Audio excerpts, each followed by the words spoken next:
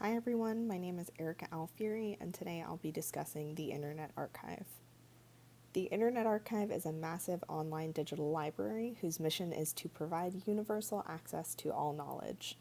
When I say massive, I mean it. At the time of this recording, there are 651 billion websites, 34 million books, 14 million audio files, 7.5 million movies, as well as millions of TV photos, programs, collections, thousands of concerts and software programs, and hundreds of other digital libraries are also using the Internet Archive as hosting for their collections as well.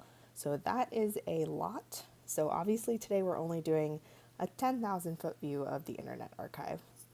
Fortunately, access to all of this stuff is free to the public, and anyone can upload anything they'd like to the collection as long as they have a free account. While there is no target 5-year plan, it is conceivable that the archive will only continue to expand.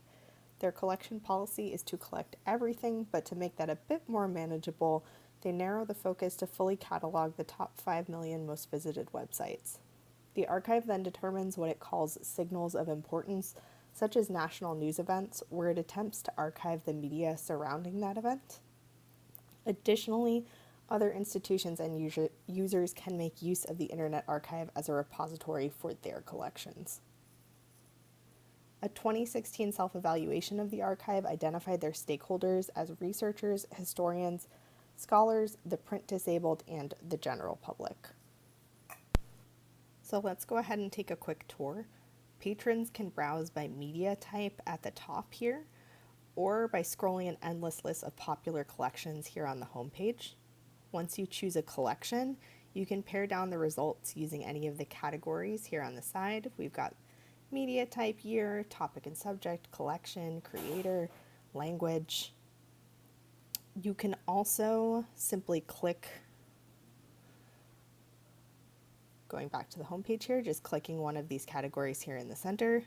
So if I go ahead and click on websites, we're going to see the same sort of collection view that can be pared down on the sidebar here. You can also search within this collection. So let's say you want to see all of the websites about dogs. Here you go.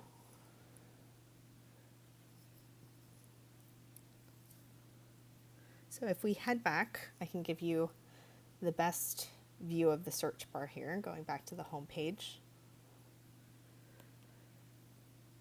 So when we click into the search bar here, you're going to see that you have these little bubbles you can choose from that include metadata, text contents, TV news captions, radio transcripts, and archived websites.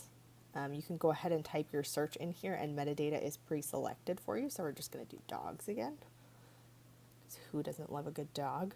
And you're going to see that you're getting everything about dogs. So all of the websites, audio, books, movies, whatever you can imagine about dogs here. And then you can pare down on the side in the same way. And if we head over here to advanced search, we can really start to pare down our search with loads of options here. We've got a lot of Boolean search options here at the top, date ranges, media types. And then if we scroll down, we're able to get even more particular with our queries. And then something I think is quite nice is that there's a little explanation here at the bottom of how each search term operates, just in case you're unfamiliar. And if this isn't helping you and you're still lost or stuck, we're going to scroll back up to the top here. You can go ahead and click on Help. And that's going to direct you to a help center with frequently asked questions. You can use the search bar here to search for those frequently asked questions, or you can just choose from their promoted articles or one of their resource guides, donations, the Wayback Machine. So we're going to head back a page. There is also on the contact page here the contact information for the archive. So you can give them a call, you can fax them, you can physically go to their California address if you needed to. So physically, the Internet Archive is located in San Francisco, Redwood City, and Richmond, California, and then backup copies of the archive are housed in the Bibliotheca Alexandrina in Egypt and in Amsterdam. But fascinatingly, they've recently started a physical library where they hope to gather one of every book, movie, and record in existence. So, virtual catalogs of each object include its physical location and are linked to an existing record in the catalog. If there's no existing record, one is created, and then relevant information about the object and its location are printed on acid free paper and stored with it physically.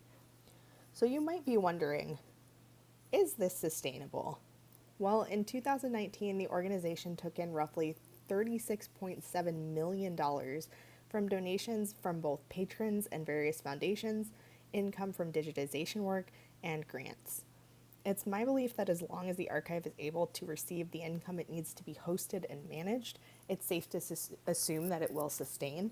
I couldn't find anything specific about their budgeting, but just based on what I know of other libraries and archives, generally they take care of their upfront costs, and then whatever they add to their collection comes from the extra funds that are allocated beyond that. So as long as they're just planning ahead the way most libraries and archives do, I'm going to call this project sustainable.